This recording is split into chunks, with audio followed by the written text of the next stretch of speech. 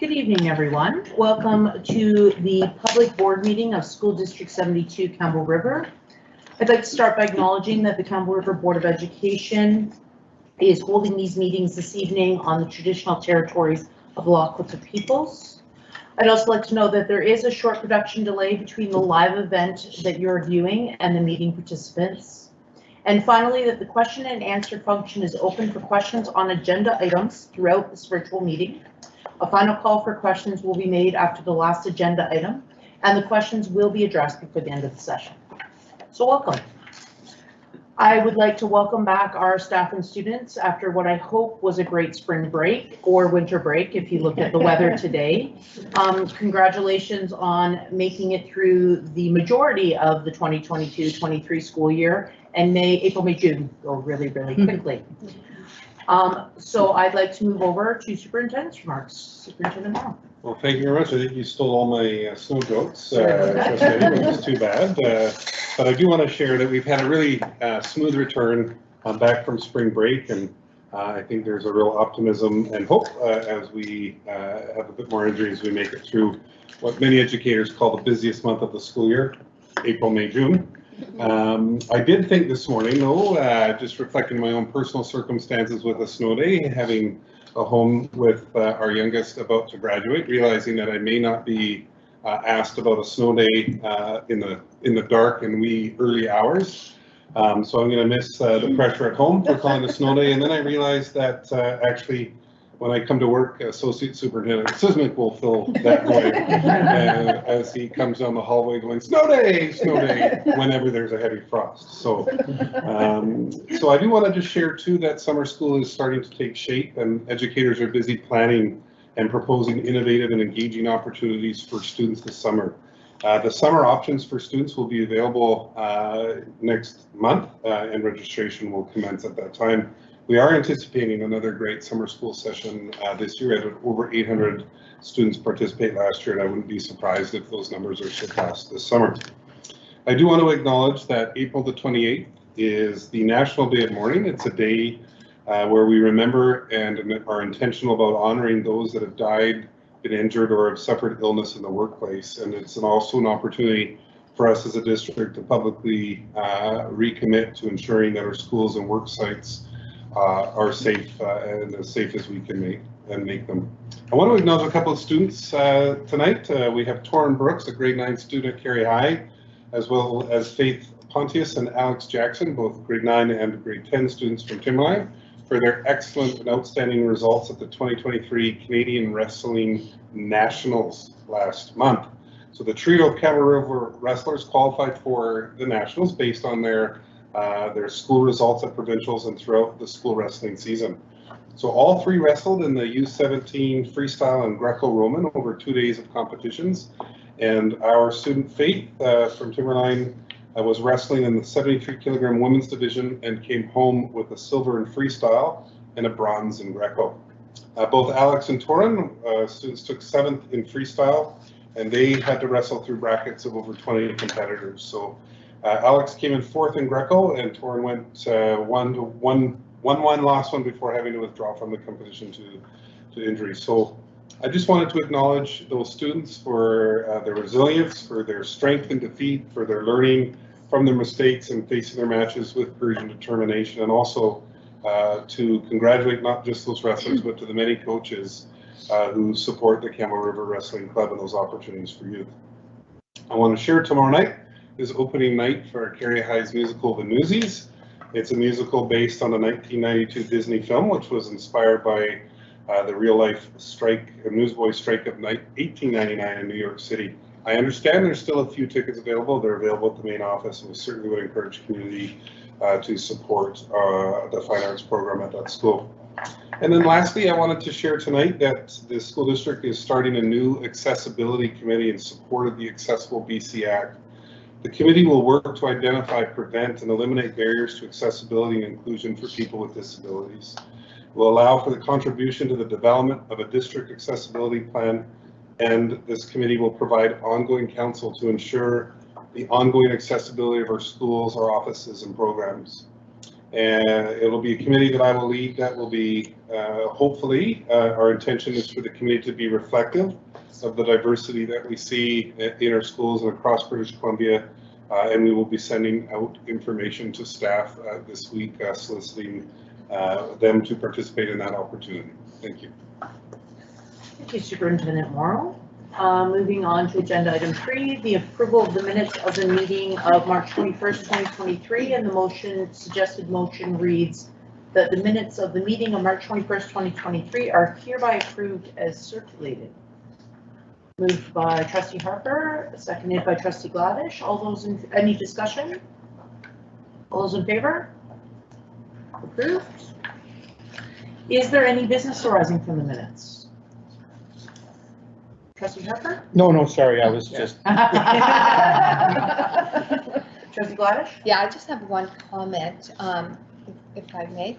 I was so impressed by the presentation on the Thrive program. And, you know, I think that they've got some really good goals and they have a great staff in place. I really want to hear about it down the road. I want to know what they've learned from this, what gains were made, and maybe some further insight into how it is we, you know, can help children in other schools who are struggling with the same kind of challenges. So I appreciate what they're doing now, but I want to know a bit more down the road. Absolutely, Trustee Gladish, and I agree with you 100%. It's an exciting model and a very passionate group of educators really committed to improving outcomes for kids through literacy and numeracy. It's pretty awesome.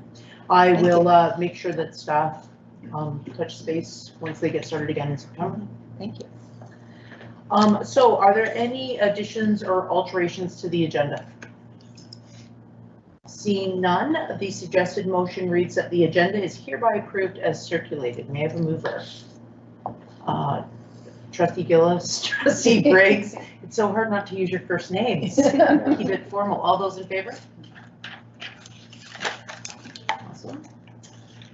So on to Vice Chair Gillis regarding the board decisions from the April 18th confidential meeting.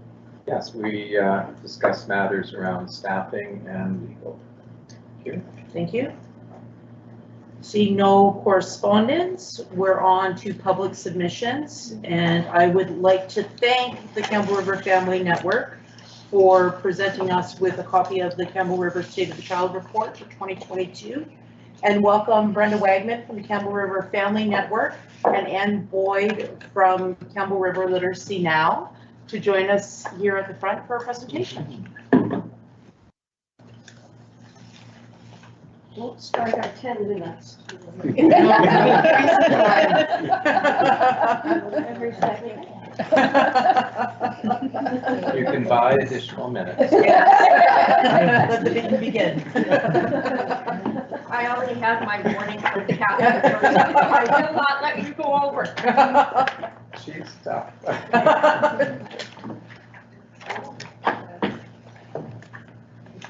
Good evening, everyone. As Kat mentioned, I'm Brenda Wagman. I'm coordinator with the Campbell River Area Family Network and Early Years Council. And I'm Ann Boyd. I speak news to some of you, but not many of you. I am a member of the Early Years Council, and I also work with Campbell River Literacy, and in that role, I deal with early learning. And we're presenting today on planning together for student success. So we are a network. We have been working together and growing for over 18 years. Our focus is on children ages 0 to 8 and their families. Initially, it was 0 to 6. We have extended it to 0 to 8 to be the same as the ministry. For early learning. Yes. As you can see from the list that Brenda just put up there, we have 20 different representatives now, and that's a very 24. So that's a very impressive list, and we meet via Zoom, And we have representation from just about anybody that deals with early learning in Campbell River. This is our vision. And we would like to say that the school district's new early years and childcare staff are an important contribution to this vision. And we hope that will continue as part of the new strategic plan. We would particularly like to thank Phil and Melinda Gabrielle and Michelle Knorr for all that they are doing to support children's early years in our community and our Early Years Council. So we're here because we have some new documents to share with you. As the Campbell River State of the Child Report, which we've given you a copy of, we'll talk about the EDI results in just a minute, and also the BC Child Poverty Report Card. And the Campbell River Community Foundation put out a special vital signs of Campbell River to reflect what's happening in the community, and we can leave it for you. Oh, sorry. Thank you, Campbell River community. Oh, sorry. And as part of that, we applied for a grant, and Brenda was able to produce the latest statistics for early learning in the community, which wasn't quite well covered in this document. And at the time, I guess I the need one. EDI results for Wave 8 were not available, and that's why we have presented that as its own report. So, Dr. Fraser Mustard, I missed one. did you miss one? Oh, Brenda. There we are. So what we are asking is that what we know about children's early years and early experiences in our community before they start kindergarten, that is considered and included in the school district's new strategic plan. So how can these strategies in the new strategic plan take into account and include what we know about our young children? Dr. Mustard, interesting name, is a renowned early childhood development educator, and his statement is the first 6 years of life set the stage for lifelong learning.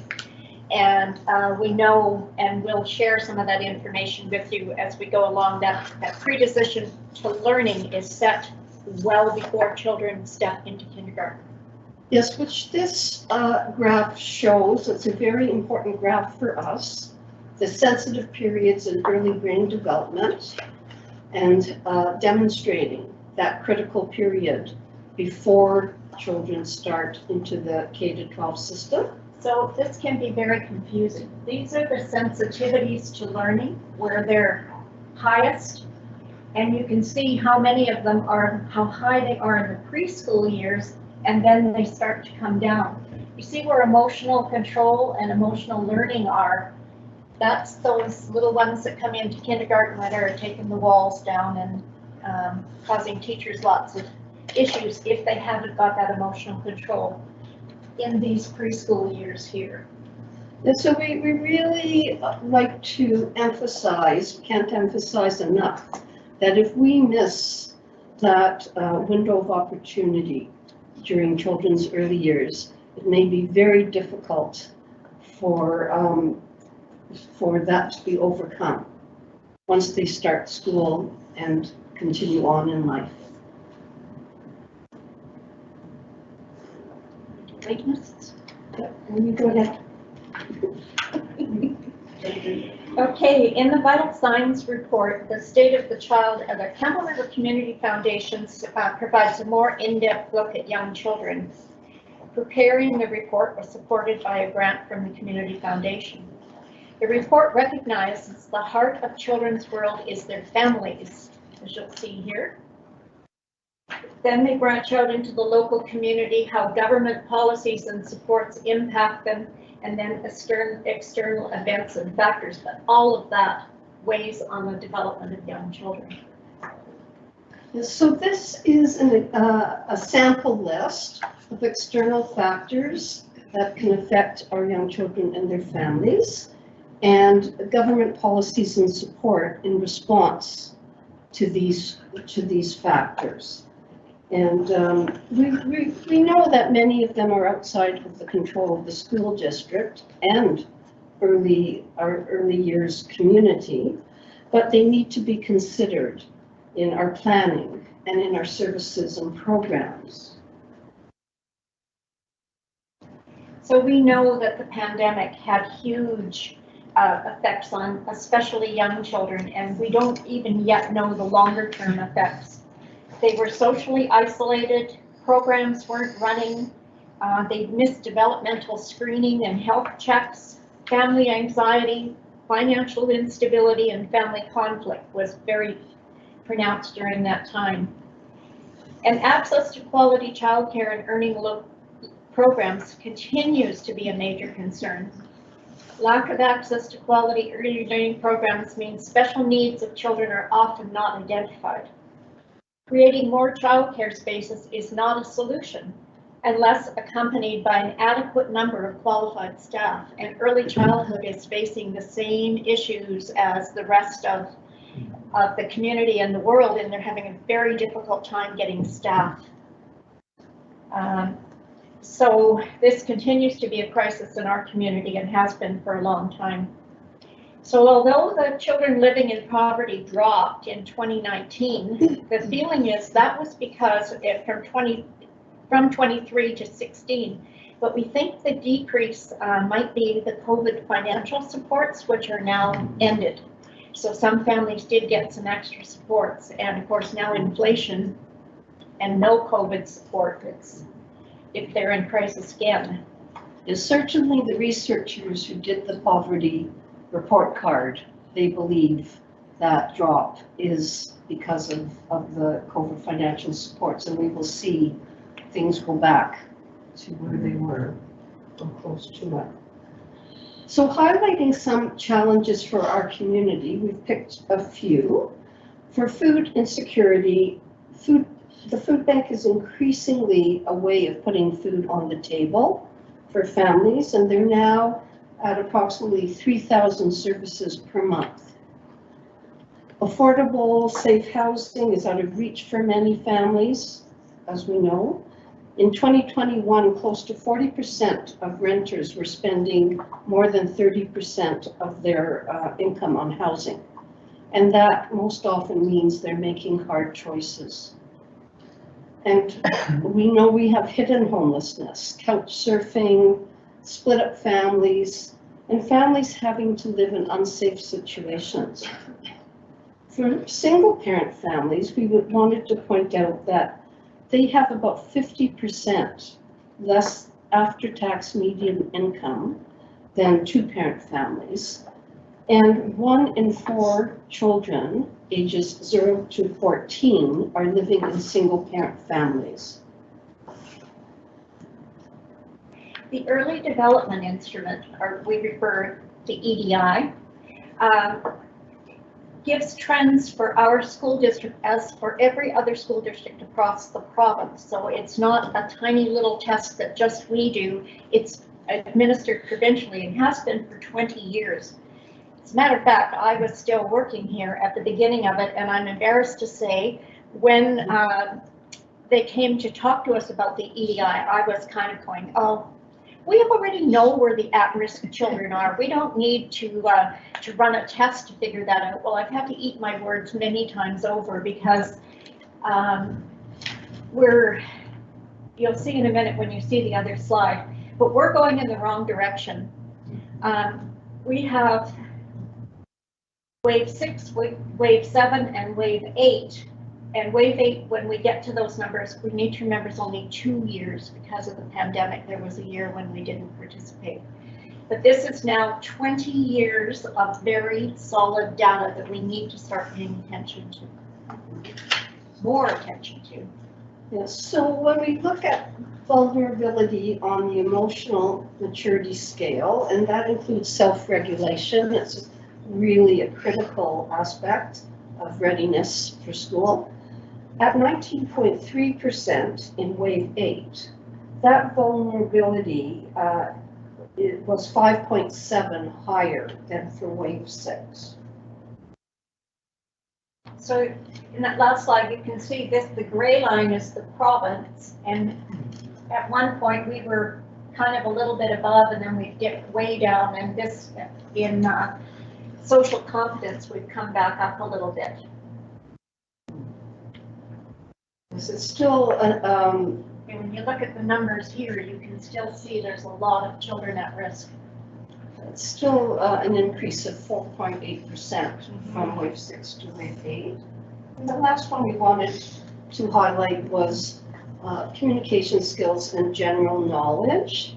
And this was also a significant increase of 4.7% from wave 6 to wave 8. So overall, the vulnerability on one or more of those scales, and this is, we can actually break this down per neighborhood. So Campbell River Center is of course the biggest population area, and this is where I had to eat my words, because look at the number of children, because there's so many more children in that catchment area. There were 72 children at risk, whereas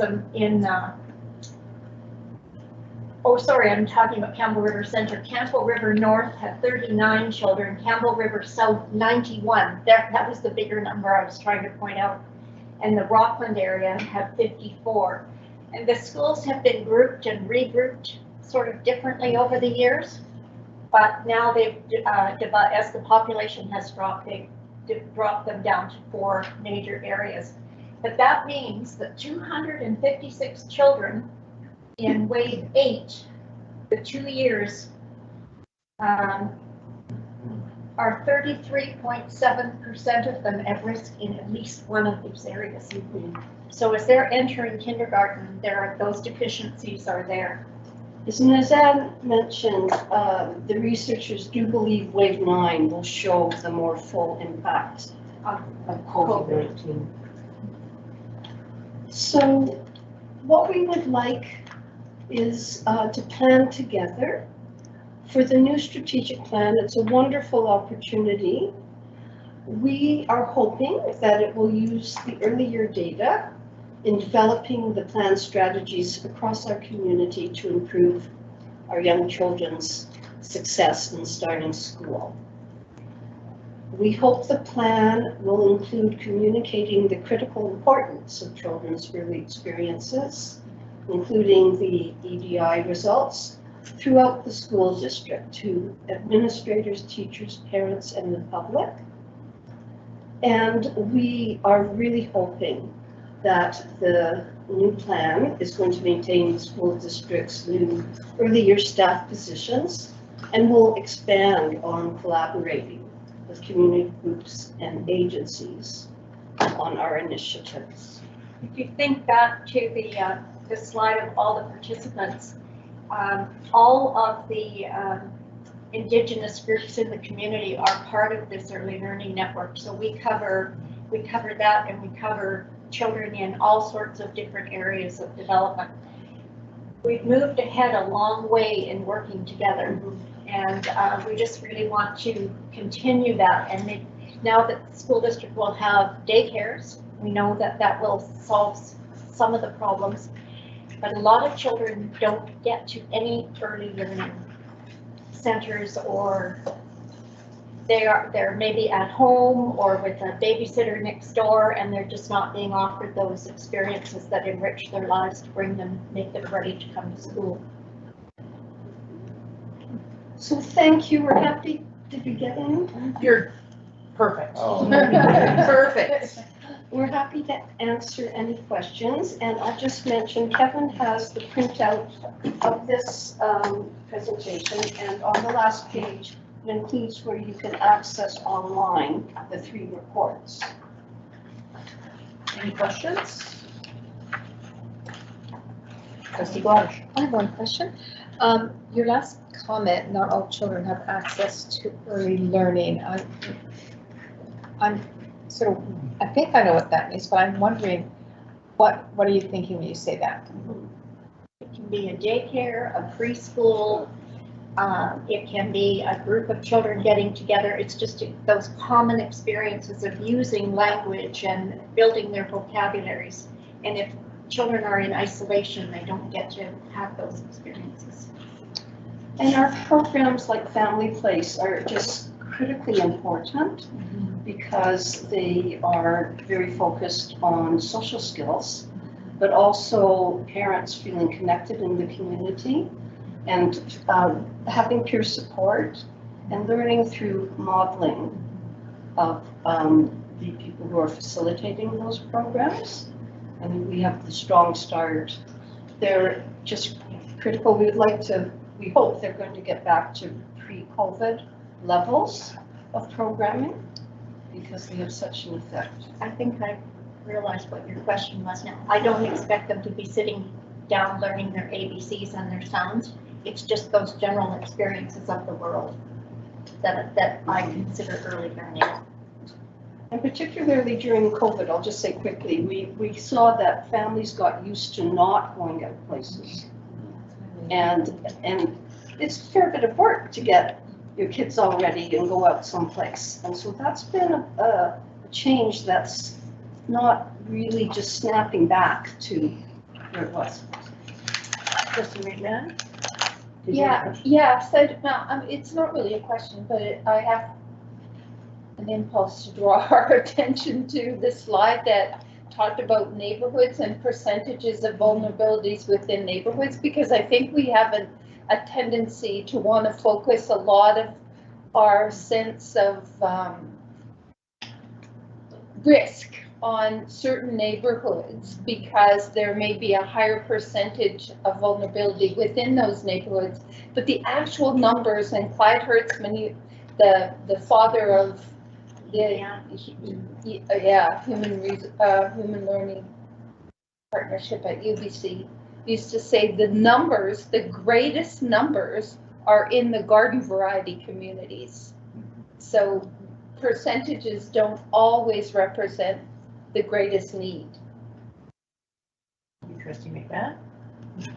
First of all, wonderful to have you both here because I think you're such a resource to us, to our whole community, because you care enough to bring us this kind of information. And when you talked about staffing, I'm just wondering if you have any insights as to how we might find or cultivate more people with a deeper interest in making a difference. Do you ever do a presentation like this, for example, to North Island College, or to say these are the kinds of programs we need within our community to make those career opportunities possible? I think more people go to North Island College and get trained, and then once they get some experience, they come and work at the school district. Oh. Because community workers are not well paid at all for the job that they do, and they do a fabulous job. There are amazing programs out there. Yes, and it also doesn't have the same stature. Okay. So, and which is important when somebody's considering their career, that might be important to them. And it is really hard work. I don't know if I could do it, so I think the government is trying to do more with salaries and recognition, but I think as a community, we could do more with recognizing their contribution. Any further questions? I just have a last suggestion, unless somebody else has a question. Okay, well, just to close off, in the last strategic plan, the current one, you had 3 priorities, and then you had measures for the 3 priorities.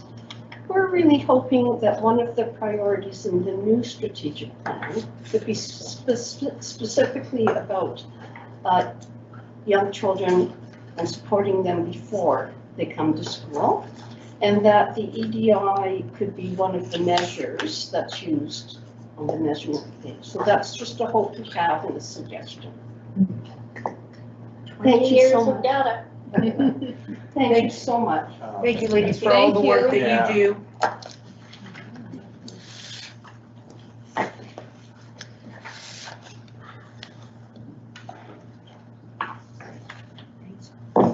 Well done, well done, keeping this time. I was afraid of you. Ditto. So are all of us. Oh, the reputation. So, back to, the agenda. We're down to, elected and board member, matters, which is the 2024, 25 and 25-26 school calendars. Yeah, thank you very much. So at our previous board meeting, I did bring forward the 23-24 calendar for board approval. I had mentioned at that time that after posting the 23-24, 24-25, and 25-26 calendar, we did receive some substantive feedback from both our community, our educators and staff around the 4 half-days that were proposed for these 2 years. So I just want to mention a couple things. One is that we have noticed that as a result probably of some passion that was connected to COVID and different communications that came from the school district, one of the things that was really appreciated was in this opportunity for feedback was just the stability of the disagreement for what was proposed. And we did have a number of people in community appreciative of the opportunity to provide feedback. And I think that this is the value of actually hearing, is that it has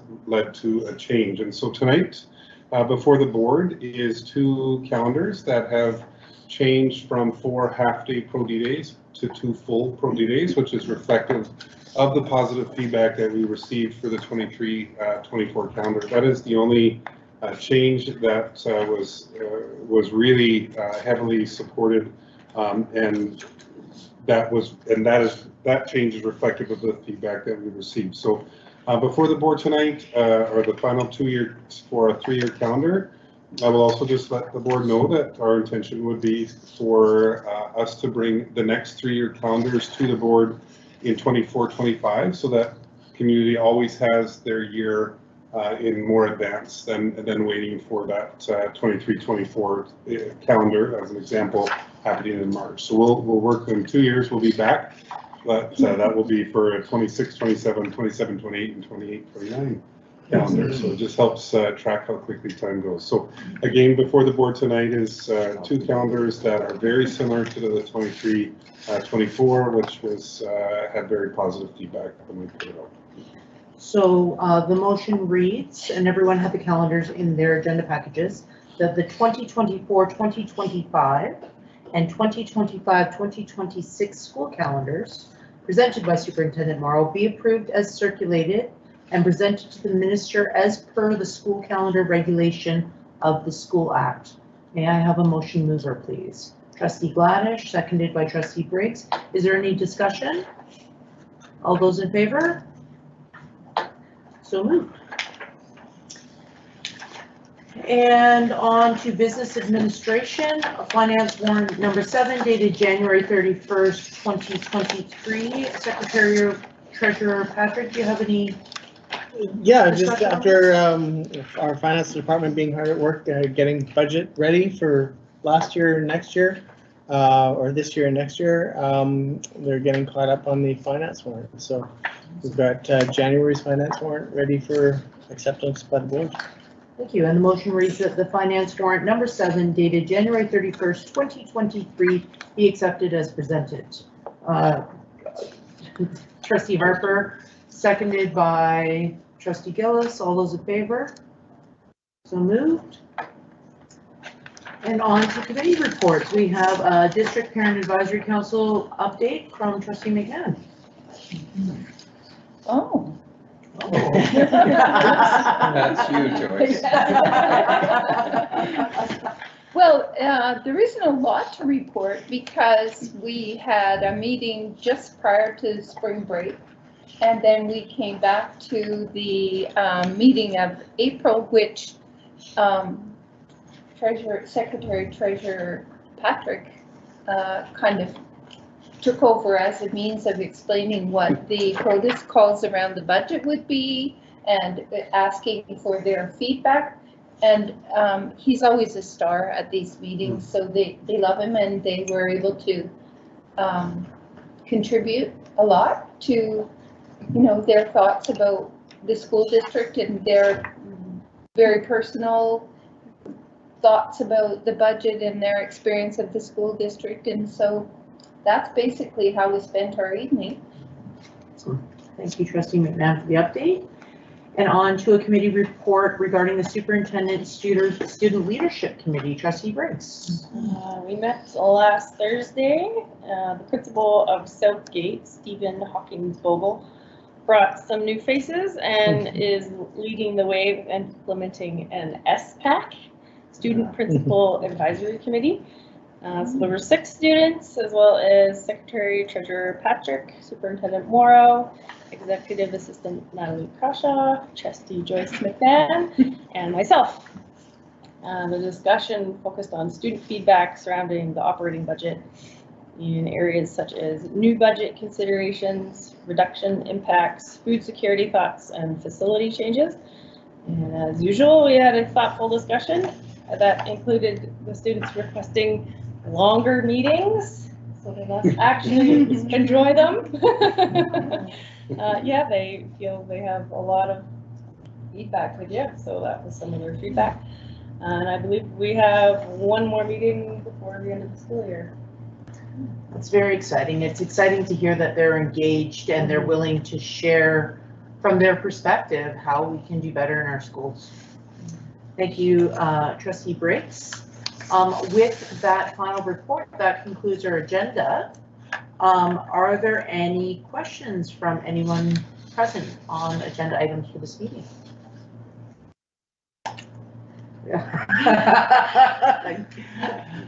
Go ahead. I'm back. Hi. A couple of questions. In the presentation by these lovely ladies, it mentioned, or they were advocating for the school district to continue the early years staff positions that are in our district. And I'm just wondering if you can identify what those are, because I may know what they are, but perhaps for some reason they're not coming to the top of my head.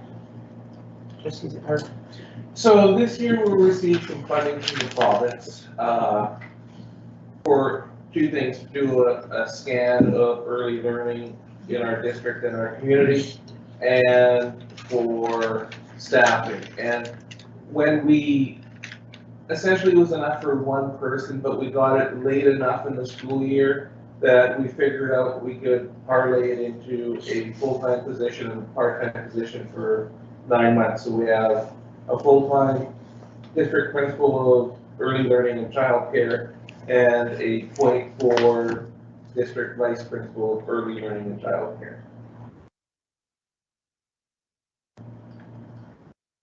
Thank you. And can I ask a second question? Go ahead, Deb. My second question is Superintendent's Student Leadership Committee. Can you tell me if this might be a field question or a perspective question, that it is representative of a cross-section of the student body, or would it typically include students that are already quite active in their schools? Like, I'm wondering if it's, the really active kids that are already engaged, or if that body is actually hearing voices of kids that might be either more at risk or less engaged with their education within our schools, so that we can get at some of those issues that are that may be there. Just curious what your I would answer. I really appreciate the question, Deb, because central to this was the hope that we would have a student group that is reflective of the diversity of our population. And of course, when we ask principals to send a diverse group, they send their 3, but they don't know what the other groups are. But I would say that our group captures those students who are heavily involved and also captures some of the more quieter voices as well. And I'll just add that our hope is that next year, the leadership group that meets as a district is formed from groups that are, for example, starting to take place at Southgate, which is a number of students informing the principal, and then some of those students from that table coming to to the district. And our intention would be that at those schools, which I know would be the intention of the principals, that those groups would be reflective of that diversity that we serve as well. Seeing no further questions from the gallery, we're on to adjournment. May I have a motion to adjourn? Trustee Harper. With that, I would like to adjourn the public board meeting of April 18th, 2023. Thank you.